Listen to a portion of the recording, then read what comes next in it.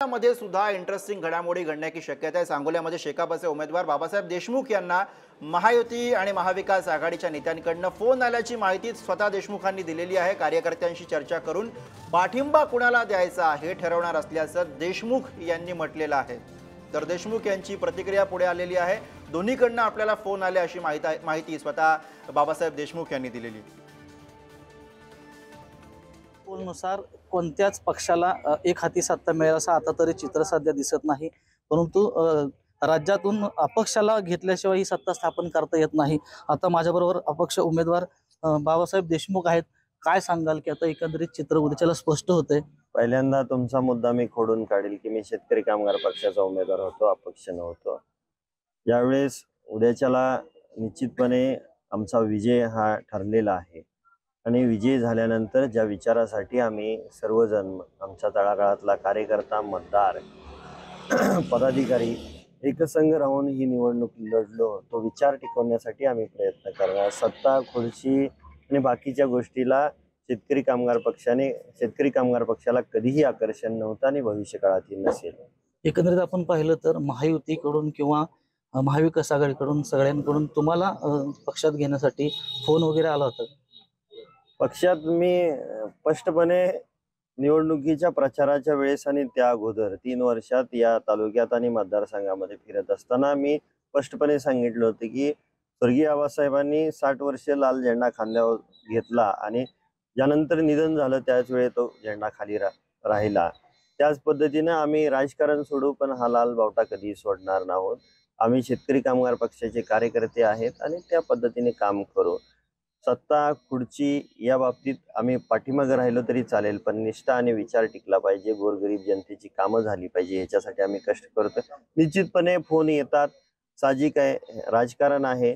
आबासाहेबांचं व्यक्तिमत्व अजात शत्रू होते, सर्वांसोबत त्यांचे संबंध होते आणि त्याच पद्धतीने भविष्य काळात सुद्धा आम्ही संबंध ठेवू, पण एक विचारधारा धरून आम्ही राजकारण करतोय, त्या पद्धतीने भविष्य काळात केली जाईल। माऊली डांगे, पुढारी न्यूज, सांगोला, पंढरपूर। बाबासाहेब देशमुखांचा विजय। तर याच विषयी आता बाळा भेगडे यांची प्रतिक्रिया समोर येते, बघूयात। कार्यकर्त्यांच्या परिश्रम, मेहनतीतून जो नियोजनबद्ध प्रचार संपूर्ण तालुक्यात त्या ठिकाणी झाला आणि खऱ्या अर्थाने खूप कमी कालावधीत आम्ही जनतेपर्यंत आमचं चिन्ह घेऊन पोचलो। जनतेचा जो आशीर्वाद प्राप्त झाला, त्यामुळे माझ्यासारख्या कार्यकर्त्याला विश्वास आहे की उद्याच्या निकालात बापूसाहेब भेगडे हे मोठ्या मताधिक्याने विजयी होतील आणि या संदर्भात आमची अधिक कोणाशी बोलणी झालेली नाही आहे। आम्ही आमच्या पातळीवर आमची तालुक्यातली कमिटी आहे, त्या कमिटीच्या संदर्भात देखील आम्ही चर्चा एकत्र बसून करू। तर मावळमधनं भेगडे यांची प्रतिक्रिया आपण बघितली होती आणि त्याचबरोबर आता रामटेक बाबतही चर्चा सुरू झालेली आहे आणि याच विषयी आपण अधिक बोलूया। जितेंद्र शिंगाडे सध्या आपल्या सोबत आहे। जितेंद्र, एकूणच अपक्षांसाठी रस्सीखेच युती आघाडी दोन्हीकडनं दिसते आणि त्यामुळे स्वाभाविक आहे रामटेक बाबतही चर्चा होणार आहे।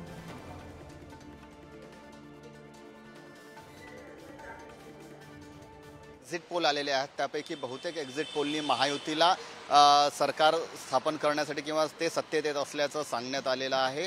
असं असलं तरीही जे आतला जो करंट आहे तो अजूनही समजत नाही आहे। टक्कर जी आहे महाविकास आघाडी आणि महायुतीमध्ये जी आहे ती काट्याची टक्कर असल्याचं सांगण्यात येतंय। आतील गोटातील जी माहिती मिळते, कोणीही सरकार बनवू शकतं, मात्र जे सगळेच पक्ष आहेत ते आपल्या सरकार स्थापनेचा दावा करत आहेत किंवा तसा विश्वास व्यक्त करत असले तरीही जी यावेळची दारोमदार आहे ती अपक्ष आणि त्यातही बंडखोर असे जे दोन्ही मोठ्या प्रमाणात निवडणुकीच्या रिंगणात उभे होते त्यांच्यावर असल्याचं समोर येते। नागपूरचा विचार केला तर नागपूरमध्ये रामटेक हा मतदारसंघ आहे, येथे महाविकास आघाडीमध्ये बंडखोरी झालेली आहे आणि राजेंद्र मोडक हे माजी काँग्रेसचे जिल्हाध्यक्ष हे निवडणुकीच्या रिंगणात उभे आहेत आणि त्यांच्या विजयाची दाट शक्यता असल्याचं त्यांच्या समर्थकाचं म्हणणं आहे आणि त्यानुसार जे आहे ते आता महाविकास आघाडी त्यांच्या संपर्कात असल्याचं सांगण्यात येते। निवडणुकीच्या प्रचारातही काँग्रेसचे नेते सर्वच्या झाडून पुसून सर्व नेते हे राजेंद्र मोडक यांच्या प्रचारात होते, त्यामुळे नक्कीच ते काँग्रेससोबतच राहतील असा जो दावा आहे किंवा